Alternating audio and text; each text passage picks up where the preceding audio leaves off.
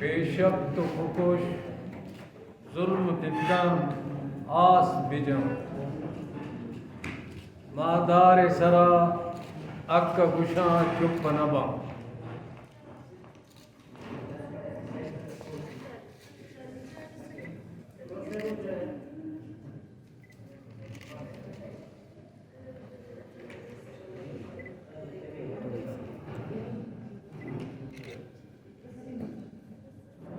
जनाब मामा कदीर,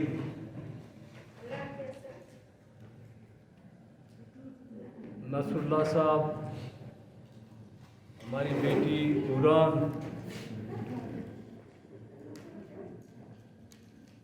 और ये जो मुख्तलिफ पार्टियों के सरबराह हैं, जनाब अली काकड़ साहब और दूसरे साथी जिनके नाम मैं नहीं जानता, जब से आज जो मैं देख रहा हूँ, ये आंसू आज के नहीं हैं, ये आंसू 1948 से ही बह रहे हैं। ये जबरी गुमशदगियाँ, ये रियासती दहशतगर्दी, ये हमें विरसे में मिली है।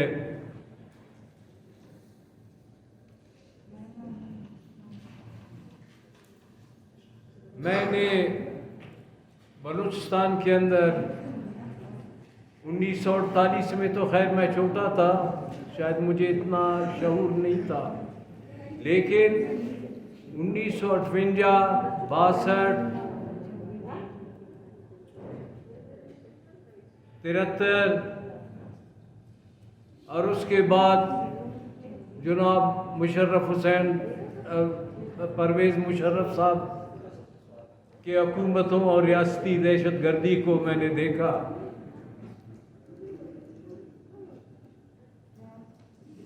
अपने लोगों के को फांसियों पर मैंने देखा कि हैदराबाद में और सक्कर में उनको फांसी दी गई। इसी तरीके से अमीद को मज्जेल में फांसी दिया गया। गुमशुदगियों का जब आप मसला उठाते हैं तो सबसे पहले,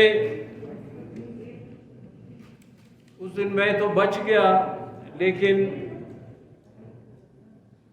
असदुल्ला मेंगर और अहमद शाह साहब को जिस तरीके से इन्होंने अगवा किया और वहीं पर उन पर गोलियां चलाई गईं, जिनकी लाशें भी नहीं मिली, जिनके कब्र भी हमें कहीं दिखाई नहीं दिए। उसके बाद नज़र मोहम्मद शही को मसूम से उठाया गया, वो भी फिर कभी हमें नहीं मिला। वो जो बलूचिस्तान के जद आज़ादी में लगे रहे, जो शहीद हुए हज़ारों की तादाद में, आज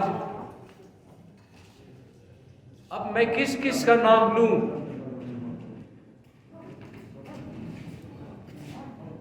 हज़ारों की तादाद में जो इस वक्त अकूबत खानों में है, हज़ारों लोग शहीद हो चुके हैं।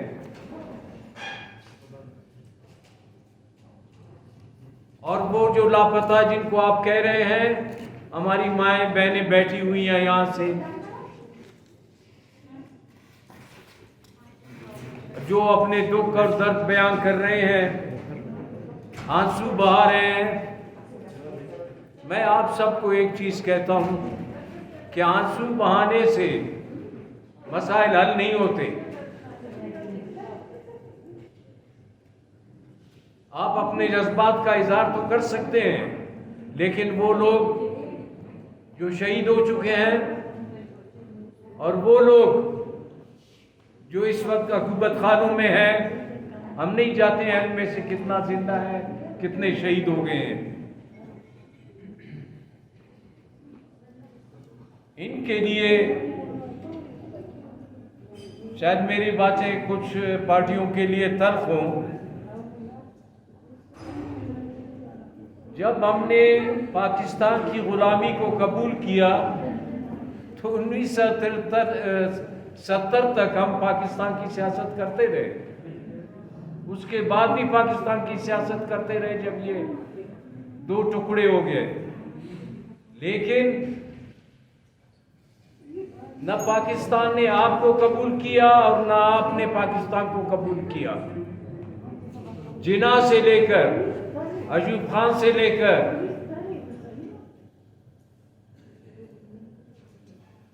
ज़िया-उल हक से लेकर मुशर्रफ साहब, बाजवा साहब, अब जनाब हमारे आका जो हैं वो सैयद मुनीर आसिम साहब हैं। हम सैयदों की तो बहुत कदर करते हैं, उनके मुरीद भी बनते हैं, लेकिन जालिम इंसान कोई भी हो उसके दिल में रहम नहीं होता। न वो रहम करता है न अपने मुखालिफ को छोड़ता है, क्योंकि वो इंतहाई, जैसे मेरे साथी ने कहा कि वो बुज़दिल और डरपोक होता है। तो मैं आप लोगों से ये गुजारिश करूंगा कि आप लोग ये जो हम बैठकर सेमिनार करते हैं या इन लोगों की याद में दिन मनाते हैं या ह्यूमन राइट्स की बात करते हैं, किस मुल्क में बात कर रहे हैं ह्यूमन राइट्स की? इसमें तो पहले दिन से ही ह्यूमन राइट्स का कोई तस्वर नहीं था। जब बादशाह खान गए थे पाकिस्तान के असेंबली में, वहां पर लियाकत अली खान साहब ने कहा कि जी इसको तो मैं बर्दाश्त ही नहीं कर सकता। यहाँ पे आप उस मुल्क की बात करें, ये एक मसनूई मुल्क है। जो हमारी बदकिस्मती है किसको अंग्रेजों ने बनाया जिस तरीके से, ये आज़ाद मुमलिकत था, 11 अगस्त को यह आज़ाद हुआ था।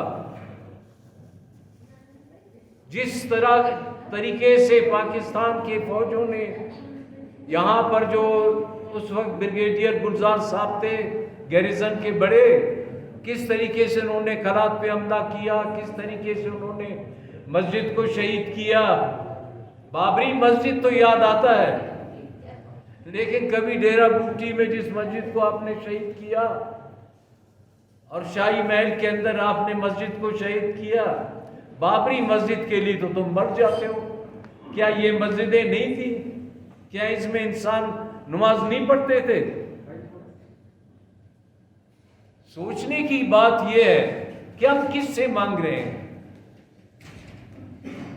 आपको गुलामी की जंजीरों को किस तरीके से आप अपने आप को छुड़ा सकते हैं उनसे? आसानी से तो आप तोड़ नहीं सकते उनको। उसके लिए यूनिटी की जरूरत है।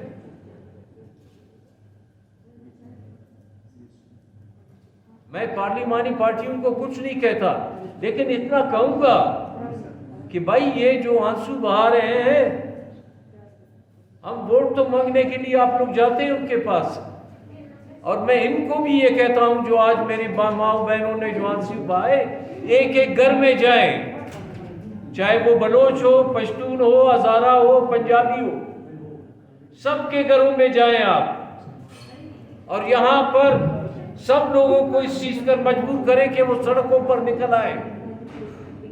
सरियाब से लेकर बरेली तक जितने लोग हैं वो सड़कों पर आ जाएं। कोयटा शहर के लोग सड़कों पर निकल आए, तब आपके मसाइल हल हो सकते हैं। आप क्या समझते हैं? क्या आप यहां आकर हमारी माँ बहनें रोए?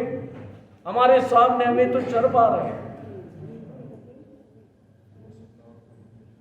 रोए और हम यहाँ पर अपनी तकरीरें जाने, और चाहिए इससे नहीं होगा।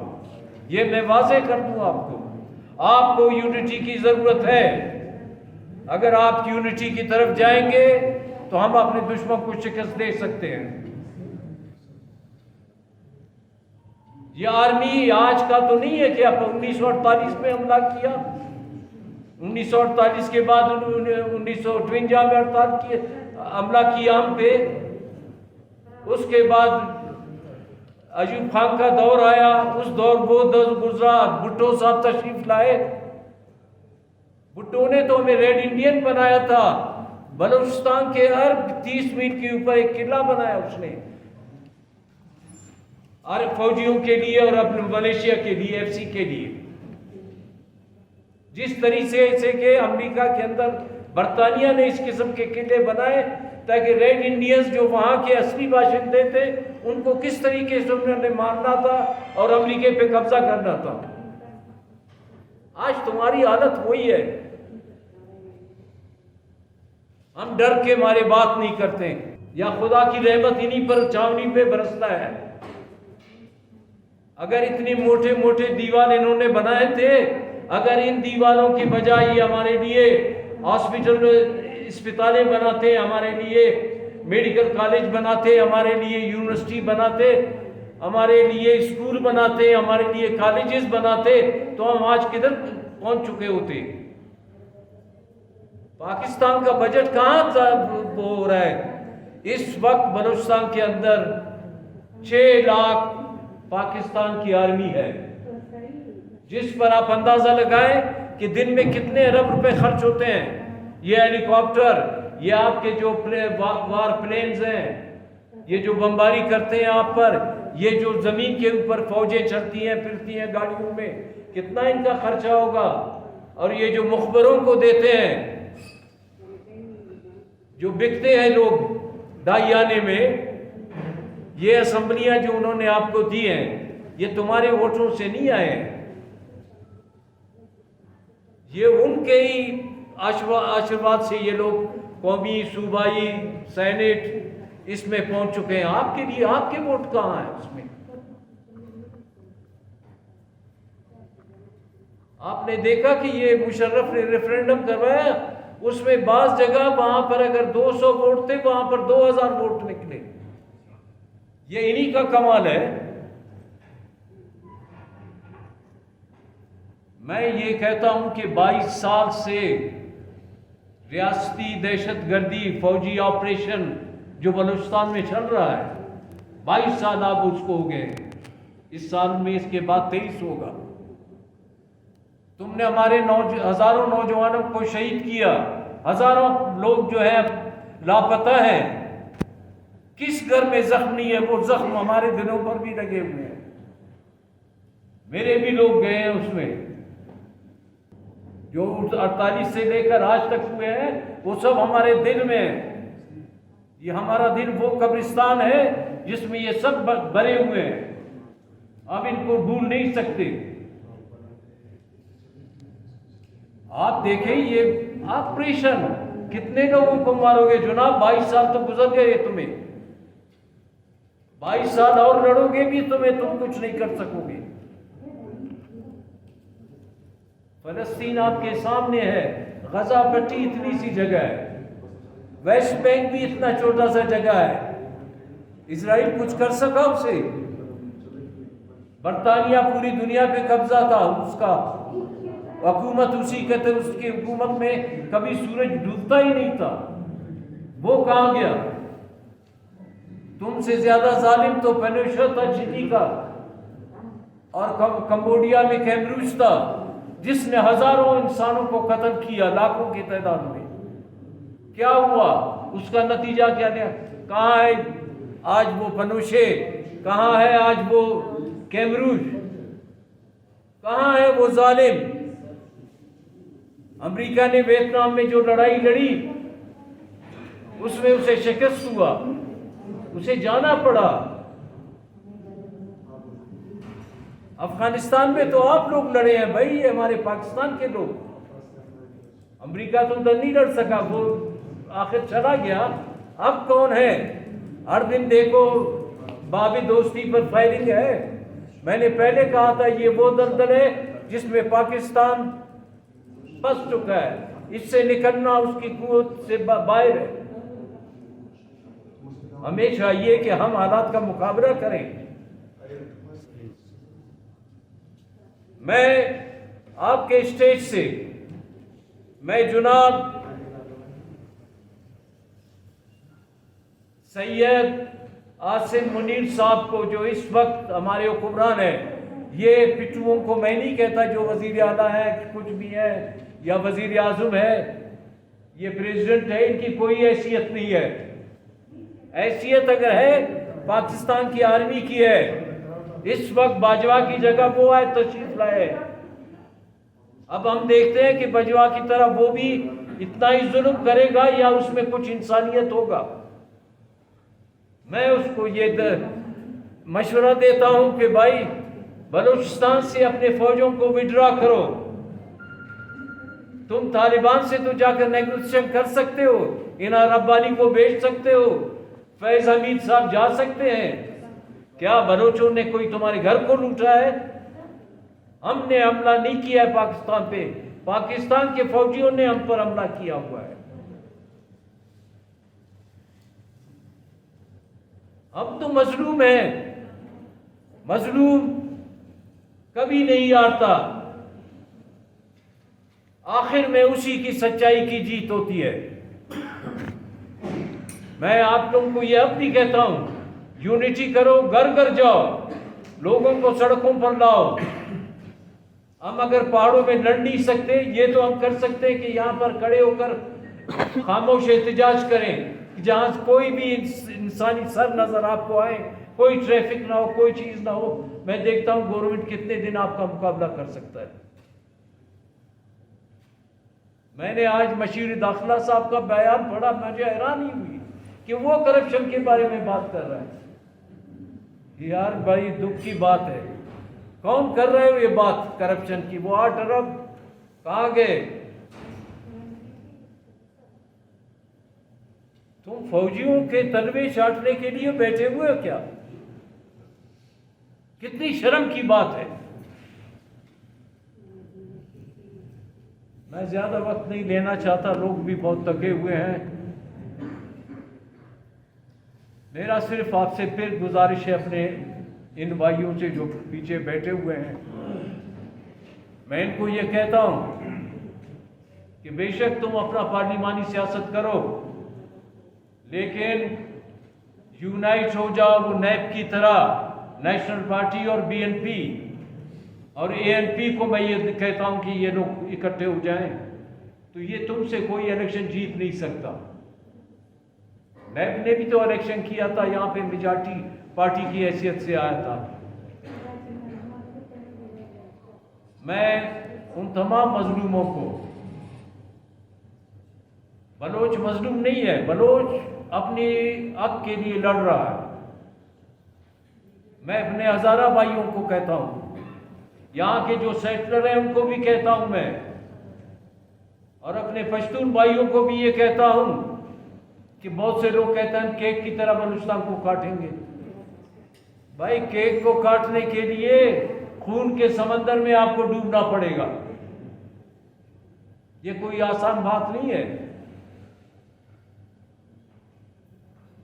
हमें रवादारी, इंसानियत, भाईबंदी का रास्ता इख्तियार करना चाहिए। ये रास्ते जो आप कह रहे हैं, ये आपका रास्ता आपको काम नहीं देगा, काम आपको देगा यूनिटी और एक दूसरे का एहतराम। अगर आप ये नहीं करेंगे और अपने मकसद के लिए आगे नहीं बढ़ेंगे, आप लोग कुछ नहीं कर सकते। कहते हैं कि वाहे नाकामी मताए कारवां जाता रहा, कारवां के दिल से एहसास ज़ियां जाता रहा। शायद ये एहसास हमारा जो है वो ख़त्म हो चुका है, ज़ियां हो चुका है। मेरा आप लोगों से, ख़ासकर अपनी बहन बेटियों से मैं ये गुजारिश करूँगा, तुम लोगों पर जो गुजर रही है, जिस जुर्रत और हिम्मत के साथ, जैसे मेरी बहन ने कहा कि शारी, अब बहुत से शारी पैदा होंगे, बहुत से मजीद ब्रिगेड पैदा होंगे अगर ये हालत इस गवर्नमेंट की रही। इन लोगों ने यहाँ नहीं, इन्होंने स्वीडन में साजिद हुसैन को शहीद किया और उसको दरिया के अंदर फेंका। कनाडा में इन्होंने करीमा बलोच के साथ जो कुछ किया उसे भी पानी में डुबोकर मार दिया। राशिद हुसैन को इमारात से अरेस्ट करके लाया गया। आज तक पता नहीं उसकी वालदा जिस मुश्किलों में और तकलीफ़ों में है। ये हमारे जाकिर, ये जाहिद, ये कहाँ गए? ज़मीन निकल गया इनको। आप जाएं यहाँ की इनके हुकूमत खानों को देखें जहाँ जुल्म और सितम के बंदी हुए हैं सालों साल।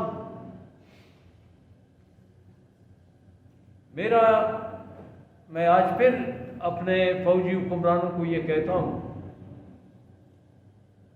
तुम लड़ते रहोगे और लोग पैदा होते जाएंगे और जवान पैदा हो जाएंगे और शारी पैदा हो जाएंगे और करीमा पैदा हो जाएंगे। कितनों को मारोगे?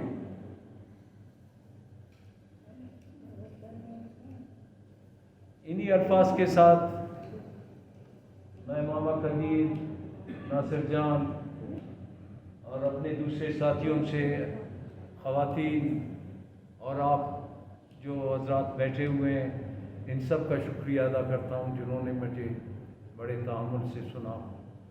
मैं फिर ये कहता हूँ कि यूनिटी के बगैर कुछ नहीं होगा। आप लोग रोएं, चीखें।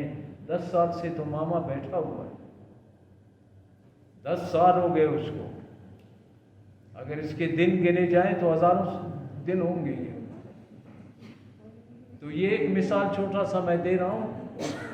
सब इकट्ठे हो जाओ, एक मुट्ठी होगा तो आप जो पंच मारोगे तो फिर कोई नहीं हिलेगा।